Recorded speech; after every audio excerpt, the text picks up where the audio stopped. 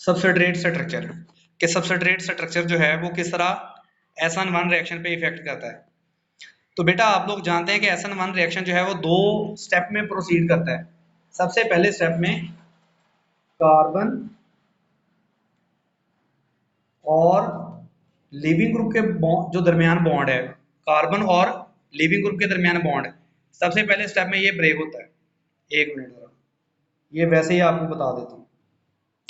Carbon और leaving group के दरमियान जो बॉन्ड होगा वो ब्रेक होगा और लिविंग ग्रुप जो है वो लीव कर जाएगा। इससे हमारे पास कार्बोकटाइन बनेगा। और दूसरे स्टेप में कार्बोकटाइन के साथ न्यूक्लियोफाइल जो है जब अटैक करता है, उसके साथ कंबाइन करता है, तो हमें हमारे पास फाइनल प्रोडक्ट बनती है।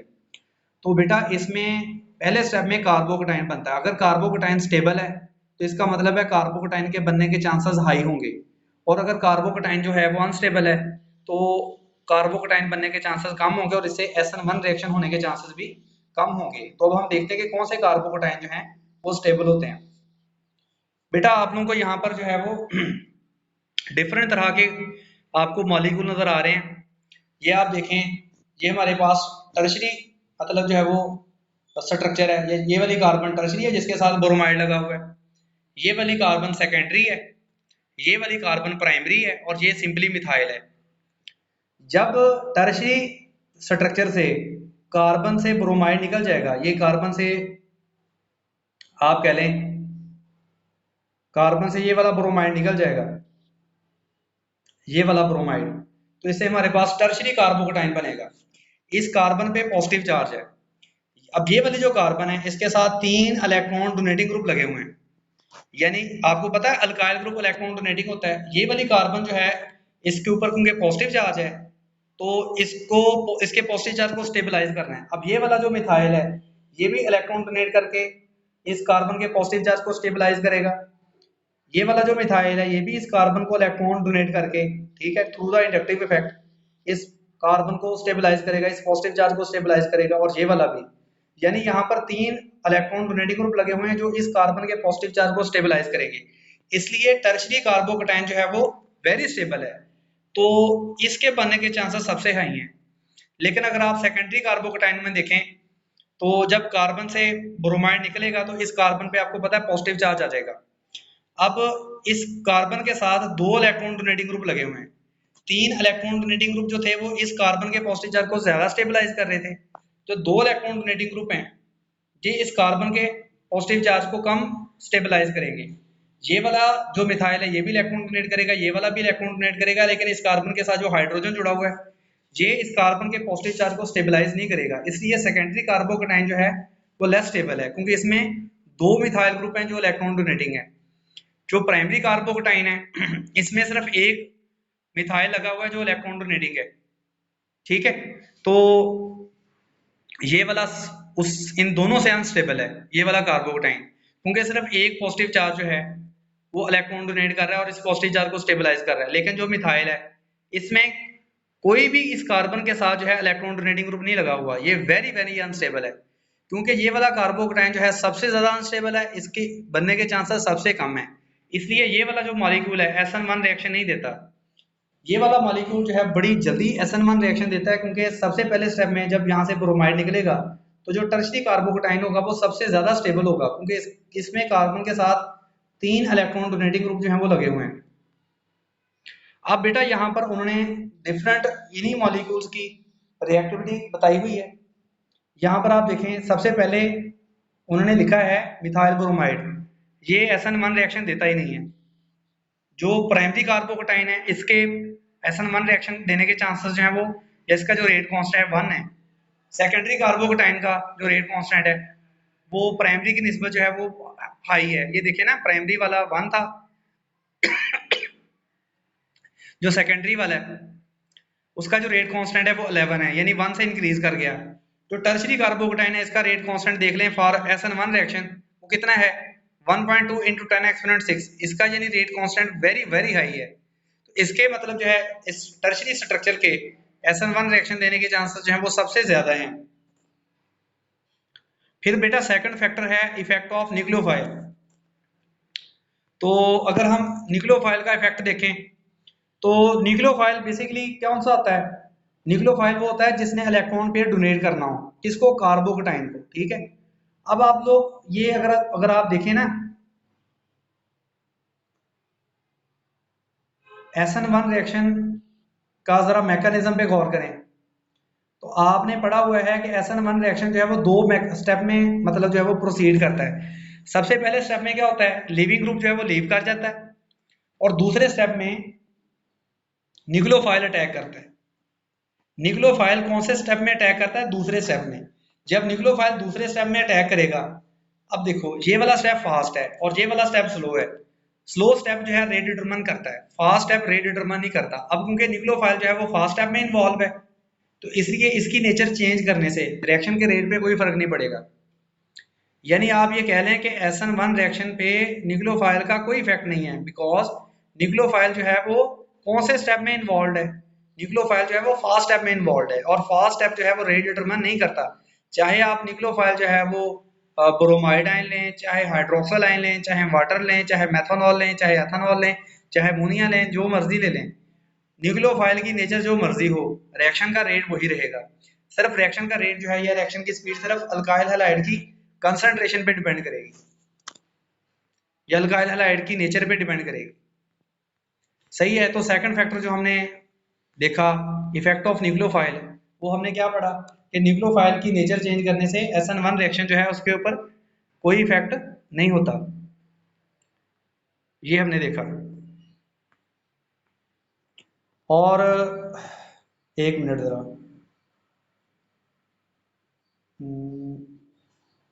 हाँ एक मिनट यार, फिर दोबारा।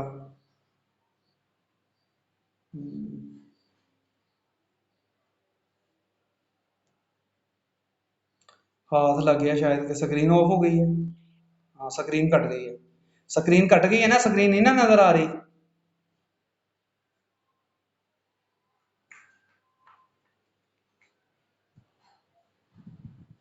अब आ रही है स्क्रीन नजर,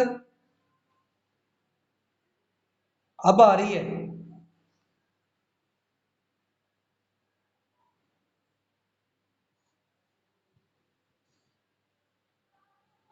मेरा ख्याल है अब आ रही है स्क्रीन, सबको नजर आ रही होगी। अब बता दें, अभी भी नहीं नजर आ रही। अब तो आनी चाहिए यार।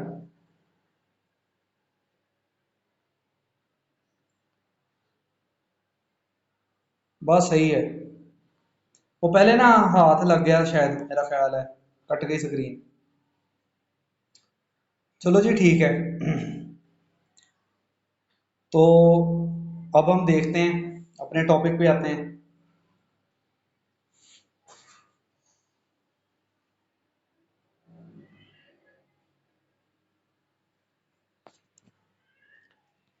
अच्छा, तो न्यूक्लियोफाइल का मैंने बताया कि न्यूक्लियोफाइल जो है वो क्योंकि फास्ट स्टेप में इन्वॉल्व है, तो फास्ट स्टेप जो है वो रेट को डिटरमाइन नहीं करता, इसलिए न्यूक्लियोफाइल की नेचर जो मर्जी कर लें तो आपका जो रिएक्शन का रेट है वो इफेक्ट नहीं होगा, ठीक है।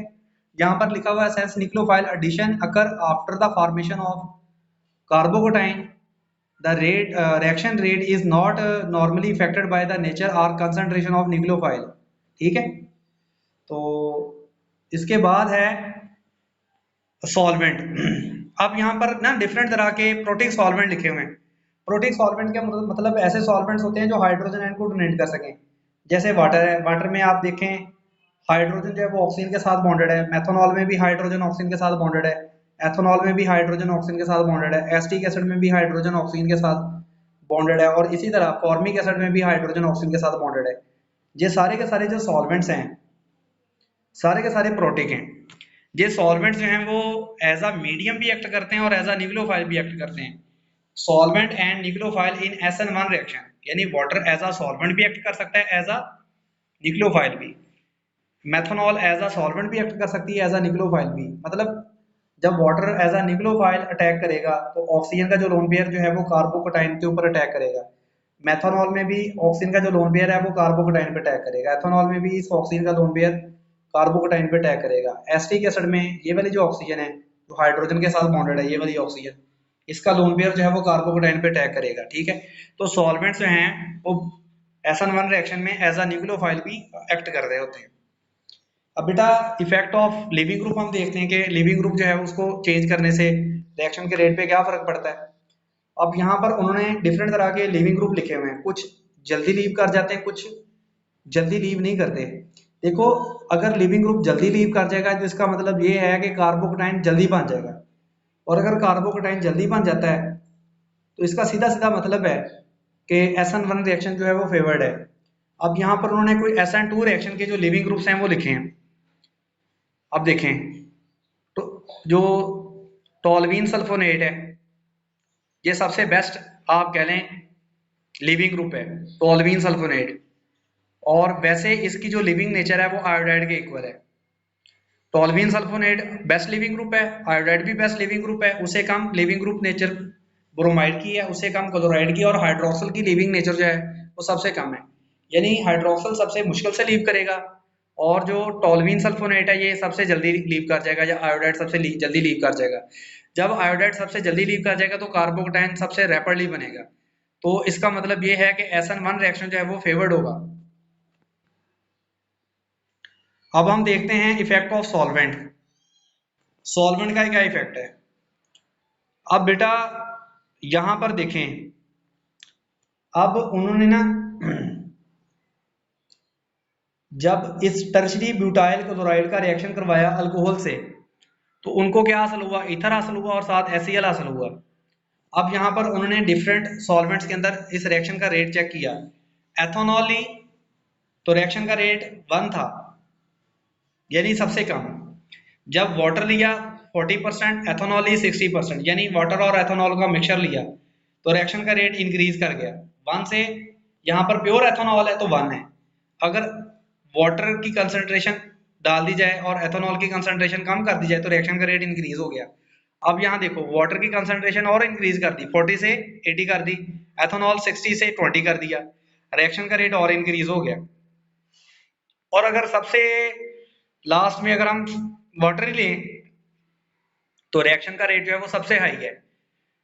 Increase in a dielectric constant और no ionizing solvent ability results in the mark increase in the reaction rate.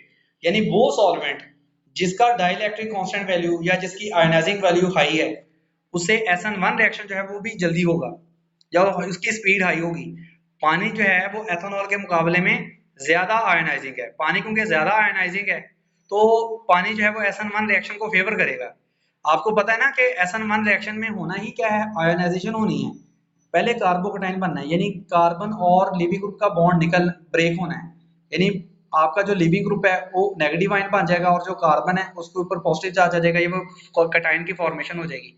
अब जो सॉल्वेंट जो है वो आयनाइजेशन को फेवर करेगा, ठीक है, जिसका डाइलेक्ट्रिक कांस्टेंट वैल्यू हाई होगी, इसका मतलब ये है कि वो SN1 रिएक्शन को फेवर करेगा। एथेनॉल जो है वो ज्यादा आयनाइजिंग सॉल्वेंट नहीं है, वो कार्बन और लेट ब्रोमाइड का जो बॉन्ड है वो जल्दी ब्रेक करके उनको आयंस में कन्वर्ट नहीं करेगा। तो इसका मतलब है कि इसके अंदर जो है वो रिएक्शन जो है वो स्लो स्पीड से होगा, और जो सॉल्वेंट ज्यादा आयनाइजिंग है उसमें जो रिएक्शन होगा वो फास्ट स्पीड से होगा, ठीक है। तो यहाँ पर आप देख सकते हैं कि जिस पानी की जो डाइलेक्ट्रिक कांस्टेंट की वैल्यू है, यानी आयंस पेयर जनरेट करने की जो वैल्यू है वो 79 है, और एथेनॉल की जो आयंस जनरेट करने की एबिलिटी है वो 25 है। क्योंकि एथेनॉल की आयनाइजिंग वैल्यू जो है, आयनाइजिंग वैल्यू का मतलब यानी डाइलेक्ट्रिक कांस्टेंट यानी आयंस को जनरेट करने की वैल्यू वो कम है, इसलिए ये SN1 रिएक्शन को फेवर नहीं करता। पानी क्योंकि ज्यादा आयंस जनरेट कर सकता है क्योंकि इसकी डाइलेक्ट्रिक कांस्टेंट की वैल्यू हाई है।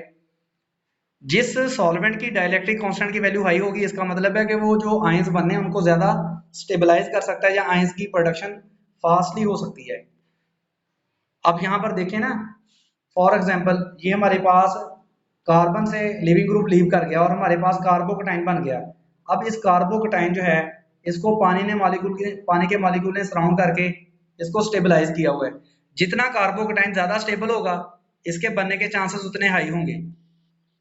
देखो आपको मैंने बताया कि SN1 रिएक्शन 2 स्टेप में प्रोसीड करता है। कौन कौन से 2 स्टेप में? पहला स्टेप होता है कार्बन से लिविंग ग्रुप लीव कर जाता है और कार्बोकेटाइन बनता है, और दूसरे स्टेप में कार्बोकेटाइन पे न्यूक्लियोफाइल अटैक करता है। जब पहले स्टेप में कार्बन से लिविंग ग्रुप लीव कर जाएगा और कार्बोकेटाइन बनेगा, अगर ये कार्बोकटाइन स्टेबल है या इसको मीडियम स्टेबलाइज कर रहा है, तो इसका मतलब है इसके बनने के चांसेस हाई हैं। अगर हम पानी लें तो पानी की क्योंकि इसको सराउंड करके इस कार्बोकटाइन को स्टेबलाइज करने की एबिलिटी ज्यादा है, तो इसका मतलब ये है कि पानी के अंदर कार्बोकटाइन जल्दी बनेगा या कार्बोकटाइन के बनने का अमल जो है वो फेवर्ड हो, इसलिए SN1 रिएक्शन जो है वो पानी के अंदर जल्दी प्रोसीड करता है।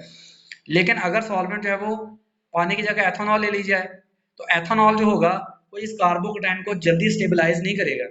जब कार्बोकटाइन को इस जल्दी स्टेबलाइज नहीं करेगा तो इसका मतलब है कि रिएक्शन फेवर्ड नहीं होगा। अब बेटा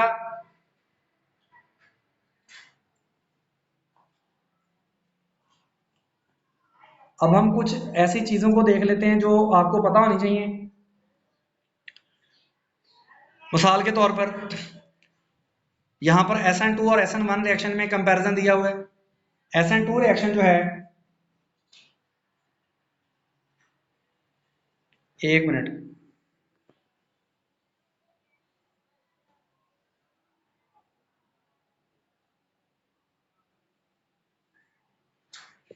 SN2 रिएक्शन जो है वो आमतौर पर प्राइमरी अल्काइल हैलाइड शो करते हैं। SN1 रिएक्शन जो है टर्शियरी अल्काइल हैलाइड शो करते हैं। SN2 रिएक्शन के लिए आपको स्ट्रॉन्ग न्यूक्लियोफाइल चाहिए, लेकिन SN1 रिएक्शन जो है वो चाहे स्ट्रॉन्ग न्यूक्लियोफाइल हो चाहे वीक न्यूक्लियोफाइल हो, चाहे वो मीडियम का सॉल्वेंट ही हो यानी सॉल्वेंट ही हो, वो ही न्यूक्लियोफाइल के तौर पर एक्ट कर जाएगा। क्योंकि आपको मैंने बताया कि SN1 रिएक्शन में न्यूक्लियोफाइल जो है क्योंकि फास्ट टाइप में इन्वॉल्व है, इसलिए इसकी नेचर जो है चाहे स्ट्रॉन्ग हो चाहे वीक हो तो रिएक्शन के रेट पे ओवरऑल इफेक्ट नहीं करती। SN2 रिएक्शन में आपने पढ़ा था कि हमारे पास सॉल्वेंट कौन सा होना चाहिए, पोलर ए प्रोटीन। यानी जैसे आपके पास जो है वो एनिलीन है, ईथर है, वो पोलर सॉल्वेंट्स है लेकिन उनकी हाइड्रोजन आयन देने की एबिलिटी नहीं है। लेकिन आपके पास SN1 रिएक्शन में पोलर प्रोटिक सॉल्वेंट चाहिए। SN2 रिएक्शन में रिएक्शन का जो रेट जो है वो अल्काइल हैलाइड की कंसंट्रेशन पे भी डिपेंड करता है और न्यूक्लियोफाइल की कंसंट्रेशन पे भी। और SN1 रिएक्शन में सिर्फ रिएक्शन का रेट जो है वो अल्काइल हैलाइड की कंसंट्रेशन पे डिपेंड करता है, न्यूक्लियोफाइल की कंसंट्रेशन के ऊपर डिपेंड नहीं करता। SN2 रिएक्शन में आपने पढ़ा था कि जो कॉन्फ़िगरेशन है इन्वर्ट हो जाती है। अगर आपका जो रिएक्टेंट है वो उसकी कॉन्फ़िगरेशन R थी तो प्रोडक्ट की कॉन्फ़िगरेशन जो है वो S हो जाएगी। लेकिन SN1 रिएक्शन में आपने पढ़ा कि अगर आपका जो रिएक्टेंट था वो उसकी कॉन्फ़िगरेशन अगर S थी तो प्रोडक्ट की कॉन्फ़िगरेशन S भी हो सकती है, R भी हो सकती है। यानी कि वो लीवो रोटेटरी भी हो सकता है, डेक्स्ट्रो रोटेटरी भी हो सकता है। तो अगर दोनों का मिक्सचर हो, लीवो रोटेटरी और डेक्स्ट्रो रोटेटरी, ठीक है, तो इसको फिर कहते हैं रेसिमिक मिक्सचर। यानी अगर दोनों जो हैं, जो आप कह लें कि वो क्या उन्हें कहते हैं, ऑप्टिकली एक्टिव, जो एक ही कंपाउंड के दो होते हैं, ऑप्टिकली एक होता है लीवो रोटेटरी और एक डेक्स्ट्रो रोटेटरी। तो अगर वो दोनों इक्वल इक्वल अमाउंट में हो ना तो उसको कहते हैं रेसिमिक मिक्सचर। वो फिर ऑप्टिकल एक्टिविटी ओवरऑल शो नहीं करता, ठीक है। SN2 रिएक्शन में बेटा कोई रीअरेंजमेंट नहीं होती, लेकिन हम SN1 रिएक्शन में पढ़ेंगे कि रीअरेंजमेंट्स होती हैं। ये हम रीअरेंजमेंट्स को हम यहाँ पर देखने जा रहे हैं।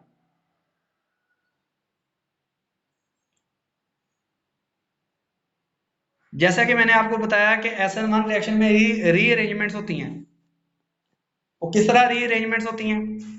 अगर फॉर एग्जांपल आपका कार्बोकटाइन बना है, वो अनस्टेबल है, तो उसमें रीअरेंजमेंट्स होगी ताकि वो अपने आप को ज्यादा स्टेबल कार्बोकटाइन में कन्वर्ट कर ले। तो रीअरेंजमेंट्स दो तरह की हो सकती हैं, या तो हाइड्राइड शिफ्ट हो सकती है या मिथाइल शिफ्ट हो सकती है। तो सबसे हम पहले देखते हैं हाइड्राइड शिफ्ट। यहां पर आप देखें, जिस कार्बन के साथ ब्रोमाइड लगा हुआ है वो सेकेंडरी कह लें कार्बन है। पहली एग्जांपल में, एक मिनट,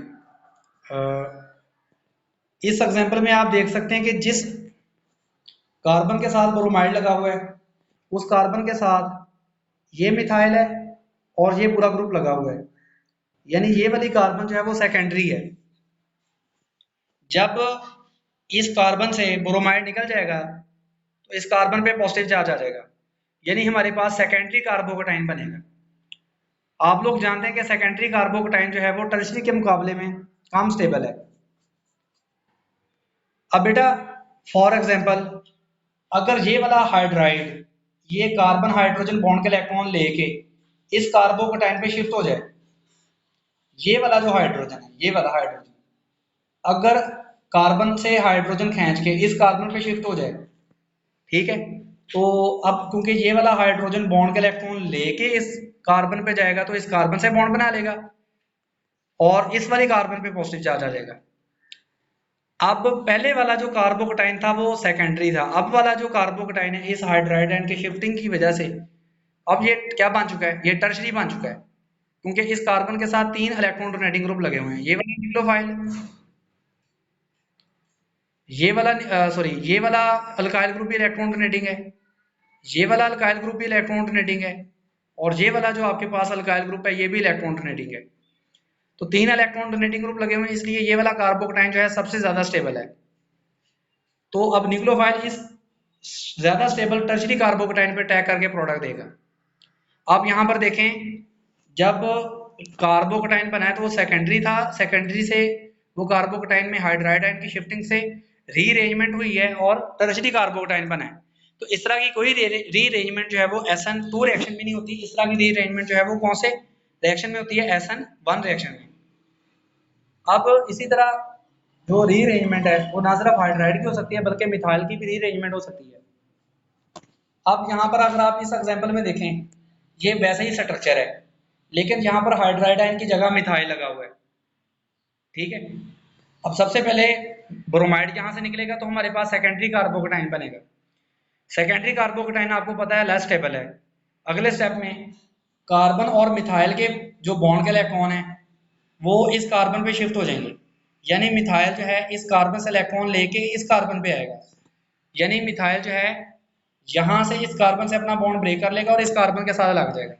अब मिथाइल शिफ्ट हो गया, अब हमारे पास टर्शरी कार्बोकटाइन बन गया जो ज्यादा स्टेबल है, क्योंकि इसमें कार्बन के साथ 3 इलेक्ट्रॉन डोनेटिंग ग्रुप लगे हुए हैं। जब इस कार्बन के साथ 3 इलेक्ट्रॉन डोनेटिंग ग्रुप लगे हुए हैं तो ये वाला कार्बोकटाइन ज्यादा स्टेबल है, तो ये वाला टर्शरी कार्बोकटाइन क्योंकि ज्यादा स्टेबल है इसलिए न्यूक्लियोफाइल जो है इस टर्शरी कार्बोकटाइन पे अटैक करके प्रोडक्ट देगा। यानी यहाँ पर आप देखें, यहाँ पर कौन सी शिफ्टिंग हुई है, यहाँ मिथाइल की शिफ्टिंग हुई है और पहले वाले एग्जाम्पल में हाइड्राइड की शिफ्टिंग हुई है। ये जो इस तरह रीअरेंजमेंट्स हैं ये SN1 रिएक्शन में होती हैं, क्योंकि सेकेंडरी कार्बोकटाइन या प्राइमरी कार्बोकटाइन बन जाता है लिविंग ग्रुप के लीव करने से जो लेस स्टेबल होता है, उसके बाद जब रीअरेंजमेंट होती है यानी हाइड्राइड की शिफ्टिंग होती है या मिथाइल की शिफ्टिंग होती है, तो अगर फॉर एग्जांपल लेस स्टेबल कार्बोकटाइन है वो ज्यादा स्टेबल कार्बोकटाइन में चेंज हो जाता है और इससे हमारे पास जो है ज्यादा स्टेबल प्रोडक्ट आ जाती है। अब हम कुछ इंपॉर्टेंट जो चीजें हैं वो हम इंशाल्लाह कल डिस्कस करेंगे। अब हम अपने बैक चले जाते हैं अपनी जूम ऐप पे।